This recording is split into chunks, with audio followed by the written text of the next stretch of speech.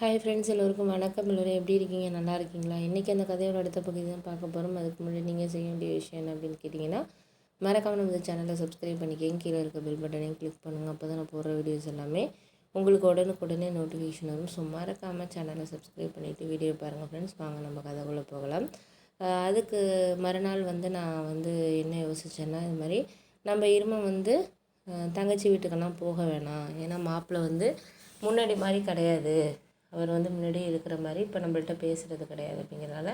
ஏன்னா எனக்கு தங்கச்சி மேலே கொஞ்சம் பாசம் அதிகம். அவளை கல்யாணம் பண்ணி கொடுத்து இப்போ 7 வருஷத்தில் வாரத்தில் ஒரு நாள் எப்படியும் நான் போய் பார்க்காம இருக்க மாட்டேன். ஏன்னா ரொம்ப தூரம் கிடையாது, ஒரு 15 நிமிஷம் ட்ராவல் தான் இங்கேருந்து நான் இருந்த இடத்துல தான். அதனால் வாரத்தில் சனிக்கிழமை ஞாயிற்றுக்கிழமைகளில் தங்கச்சிக்கு ஏதாச்சும் எடுத்துக்கிட்டு குழம்பு வைக்கிறதுக்கு எடுத்துக்கிட்டு கண்டிப்பாக போவேன். என் ஒய்ஃபு கூட கேட்பான், நீங்கள் ஏங்க இந்த அளவுக்கு இருக்கிறீங்க? உங்கள் தங்கச்சியெல்லாம் அந்தளவுக்கு உங்கள் மேலேலாம் ஒன்றும் பாசம் இல்லை. நீங்கள் ஏன் தேவையில்லாமல் நம்ம காசையும் செலவு பண்ணி தேவையில்லாமல் அவர் போனாலும் உங்கள் தங்கச்சி வீட்டுக்காரர் என்ன பேசுகிறாரா பண்ணுறாரா? ஏதாச்சும் விசேஷத்துக்கு வந்தால் கூட உம்முன்னு தானே இருக்கிறாரு அப்படின்னு சொல்லிட்டு சொன்னதுக்கு, அதுக்கு நான் சொல்லுவேன், இது மாதிரி அவர் இருந்துட்டு போகிறாரு, அதை பற்றி ஒன்றும் நமக்கு கவலை இல்லைம்மா.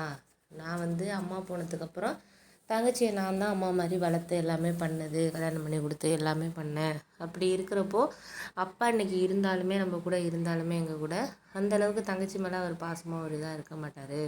உனக்கு தெரியாத விஷயம்னு கிடையாதா?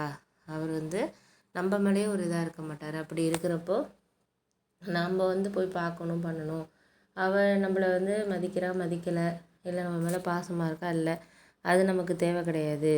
நம்ம அவள் ஒரு ஹாப்பியாக இதாக இருந்தாலே எனக்கு போதும் அப்படிங்கிற மாதிரி தான் நான் நினச்சிட்டு இருக்கேம்மா அப்படின்னோடனே, ஏதோ சொல்லுங்கள், நீங்கள் இருக்கிற அளவுக்கு உங்கள் தங்கச்சியெல்லாம் உங்களை ஒரு இதாக இல்லை அப்படிங்கிறது மட்டும் உங்களுக்கு புரிய மாட்டேங்குது. ஒரு நாள் உங்களுக்கு புரியும். நான் என்ன தான் சொன்னாலும் நான் பொல்லாதவ மாதிரி தான் என்னை பார்ப்பீங்க. ஆனால் போக போக தான் உங்களுக்கு என்ன உண்மைங்கிறது தெரிய வருங்க அப்படிங்கிறவங்க. சரி சரி விடு அப்படின்னு சொல்லிவிட்டு நான் சொல்லிவிட்டு என் ஒய்ஃபை பேசிட்டு போயிடுவேன். அதுக்கப்புறம் இப்படியே தான் போயிட்டுருந்துச்சு. அப்போ அந்த சமயத்தில் என் ஒய்ஃப் இந்த மாதிரி பேசிகிட்டு பண்ணிகிட்ருக்கப்போ இந்த மாதிரி நான் எதுவும் ஒன்றும் சொல்ல மாட்டேன். அப்போ அந்த சமயத்தில் ஒரு நாள் தங்கச்சி வீட்டுக்கு எதாச்சியாக போகிறப்போ எங்கள் மாப்பிள்ளை சரியாகவே என்கிட்ட பேசலை. ஃப்ரெண்டு எடுத்து ஃபோனில் பேசுகிற மாதிரி உனக்கு ஒரு வேலையே இல்லையா? எப்போ பார்த்தாலும் நீ வந்துக்கிட்டே இருக்கிற, ஏன் உனக்கு ஒரு வேலை, உங்கள் வீட்டில் வேறு வேலையே இல்லையா? அப்படி இப்படின்னு சொல்லிட்டு ஒரு மாதிரி இதாக பேசினதை என் தங்கச்சியும் பக்கத்தில் இருந்து கேட்டுகிட்டு தான் இருந்துச்சு. அது அந்தளவுக்கு ஒரு ரியாக்ஷனும் கொடுக்கல. ஏங்க இப்படி பேசுகிறீங்க, அண்ணெல்லாம் நிற்கிறாரு, ஏன் இப்படி பேசுகிறீங்க நீங்கள் அப்படின்னு ஒரு வார்த்தை கூட அதெல்லாம் கேட்கல. அது கேட்காம அப்படியே அது பேசுகிறத தான் பேசிக்கிட்டு இது பண்ணிக்கிட்டு இருந்துச்சு. நானும் அதை நான் இதாக நினைக்கல. சரி, இதுக்கப்புறம் நம்ம எதுவும் இது பண்ண வேண்டியதில்லை அப்படின்னு எனக்குள்ளேயே ஒரு அன்னைக்கே எனக்கு ஒரு மனசே கவலையாக இருந்துச்சு. என்னடா நம்ம தங்கச்சி கூட இத்தனை நாள் நம்மள்ட்ட பேசுது, அதிகமாக பேசலை, ஆனால் அவர் இன்றைக்கி பேசுகிறாரு, இது இந்த மாதிரி வேடிக்கை பார்த்துட்டு நிற்கிதே அப்படின்னு சொல்லிட்டு ஒரு மாதிரி எனக்குள்ளேயே மனசுக்குள்ளே ஒரு மாதிரி கவலையே ஒரு மாதிரி தோண ஆரம்பிச்சிருச்சு அப்படின்னு தான் சொல்லணும். அது மாதிரி மனசே இதாக ஆரம்பிச்சிருச்சு.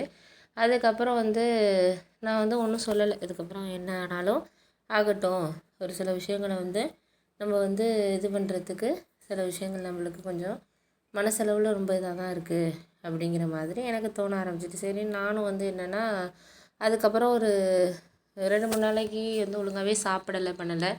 ஆனால் என் ஒய்ஃபு தெரிஞ்சுக்கிட்டாங்க. நான் அன்றைக்கி ஞாயிற்றுக்கிழமை போயிட்டு வந்ததுக்கு அப்புறத்துலேருந்து ஏதோ இங்கே நடந்திருக்கு, அதனால தான் ஹஸ்பண்ட் ஒழுங்காக சாப்பிடலை, ஒரு மாதிரி மனசு இதாக இருக்கிறாரு அப்படின்னு சொல்லிட்டு அது புரிஞ்சுக்கிட்டு அது என்னங்க என்ன விஷயம் என்னன்னு சொல்லிட்டு என்கிட்ட கேட்டுகிட்டே இருந்துச்சு. ஆனால் நான் அதெல்லாம் ஒன்றும் இல்லை இப்படி தான் சொல்லிக்கிட்டு இருந்தேன். ஆனால் எனக்கு மட்டும்தான் இது தெரியும் என்ன விஷயம் என்ன அப்படின்னு சொல்லிட்டு எனக்கு தான் தெரிய ஆரம்பிச்சிச்சு. ஆனால் எதுவுமே இது சொல்லலை அப்படிங்கிற மாதிரி தான் நான் இது பண்ணிகிட்டு இருந்தேன். அதுக்கப்புறம் ஒரு 2-3 நாளைக்கு அப்புறம் என்னாச்சுன்னு பார்த்தீங்கன்னா, என் தங்கச்சி ஒரு விசேஷத்துக்காக பக்கத்தில் இருந்துச்சு. அப்போ எங்கள் வீட்டுக்கு வந்துச்சு. என் ஒய்ஃபு பேசிக்கிட்டு இருந்தா. அப்போ நான் பேசவே இல்லை சரியாகவே. நான் பாட்டுக்கு டீ குடிச்சிட்டு போமா அப்படின்னு சொல்லிட்டு நான் பாட்டுக்கு கிளம்பி போயிட்டேன். அது ஒரு மாதிரி அதுக்கே ஒரு மாதிரி முகம் ஆகிடுச்சு. என் ஒய்ஃபுக்கே ஆச்சரியம் தாங்க முடியல. என்னடா இது, தங்கச்சி வந்தால் அது இதுன்னு வாங்க ஓடுவார் பண்ணுவார் செய்வார், இன்றைக்கி இப்படி பண்ணுறாரு, என்ன விஷயமா இருக்கும் அப்படின்னு சொல்லிட்டு என் ஒய்ஃபு ஒரு மாதிரி